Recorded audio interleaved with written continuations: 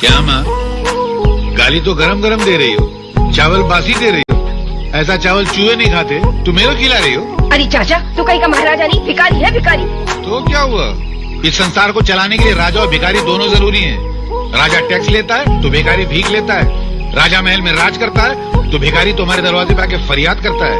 राजा इंसाफ करता है तो भिखारी बासी खाना साफ करता है। तुम्हारे दरवाजे पे आके अगर मैं भीख मांगता हूँ ना, तो तुम मेरे पे एहसान नहीं करती हो, मैं एहसान करता हूँ।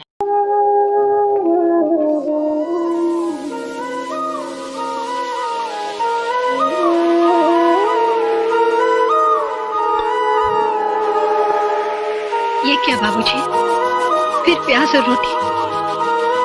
सब्जी दाल खाना तो कई दिनों से भूल ही गए हैं आप। कई दिनों से आप चटनी रोटी ही खा रहे हैं। कहते हैं चादर जितनी बड़ी हो इंसान को पैर उतने ही फैलाने चाहिए, मगर मेरी तो चादर ही छिन गई है। मैं अपने हिस्से का खाना बहुत पहले खा चुका हूं। ये चटनी रोटी भी मैं अगले जन्म से कर्ज लेकर खा रहा हूं। मगर अफसोस ये है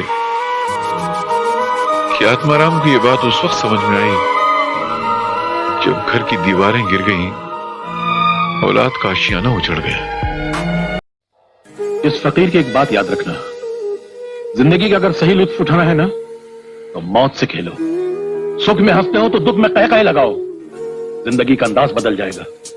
बेटे, जिंदा है वो लोग जो मौत से टकराते हैं, मुर्दों से बदतर है वो लोग जो मौत से घबराते हैं। सुख को ठोकर मार, दुख को अपना।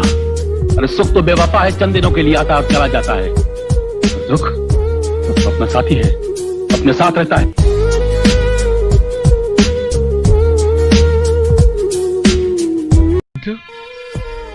इस दुनिया में इंसान का सबसे बड़ा दोस्त कौन है? दुख है?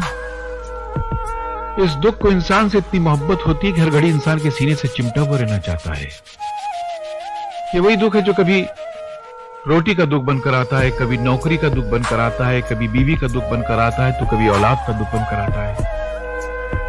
एक अकेला दुख है जो चेहरे बदल बदल कर इंसान के सीने से चिमटा हुआ रहना चाहता है, मगर इंसान इतना बेवकूफ है कि उस वफादार दोस्त को ठुकरा कर बेवफा सुख की तलाश में भटकता रहता है।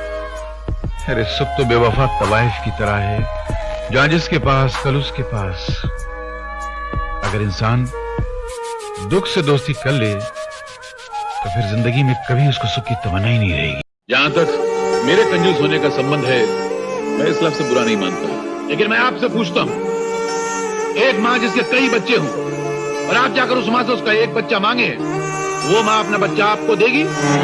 कभी नहीं देगी। इसी तरह मैं भी अपनी मेहनत से कमाए हुए अपने एक एक पैसे को अपनी औलाद समझता हूँ। अगर वो माँ अपना बच्चा नहीं देगी तो मैं भी अपना बच्चा आपको मुफ्त में नहीं दूंगा। अगर वो माँ कंजूस है तो मैं भी कंजूस हूँ और मुझे अपने कंजूस होने पर फख्र है, शर्मिंदगी नहीं। इस देश में पढ़ाई लिखाई करने वालों को मिलता क्या है? सारी जिंदगी माँ बाप की दौलत और मेहनत को बर्बाद करके लड़के डिग्री हासिल करते हैं, उसके बाद नौकरी के लिए ठोकरें खाते फिरते हैं। आधी जिंदगी पढ़ाई में गुजर जाती है, आधी जिंदगी ठोकरें खाने में गुजर जाती है। तो क्या फायदा ऐसा पढ़ाई हासिल करके? उल्टा पढ़ाई लिखाई हासिल करने के बाद मेहनत मजदूरी करते हुए शर्म आती है, क्योंकि दिमाग की दीवार पर डिग्री की छाप लगा। वैसे भी आज के जमाने में कौन पढ़ाई लिखाई करके साधु संत बन जाता है? सभी बेईमान बनते हैं, पढ़ाई लिखाई करके बेईमानी के नए नए तरीके निकालते हैं। मासी जी, एक बात बताऊं, आजकल के जमाने में उसी बच्चे को पढ़ना चाहिए जिसके बाप के बाद दौलत का ढेर लगा हुआ हो, ताकि पढ़ाई लिखाई पूरी करके अपने बाप की कुर्सी पर जाके बैठ जाए और पढ़े लिखे डिग्री वाले नौजवानों को अपना गुलाम बनाकर उन पर हुकूमत करे। इसीलिए मैं अपने बेटे को अपनी यूनिवर्सिटी में पढ़ा रहा हूं, ताकि ये बड़ा होकर किसी की नौकरी नहीं करेगा, अपना बिजनेस, अपना कारोबार खुद करेगा, अपने दिमाग के बल पर, अपनी उंगलियों की ड्यूटी पे? तो ड्यूटी वाले बाबू जरा एक बात तो बताना। क्या?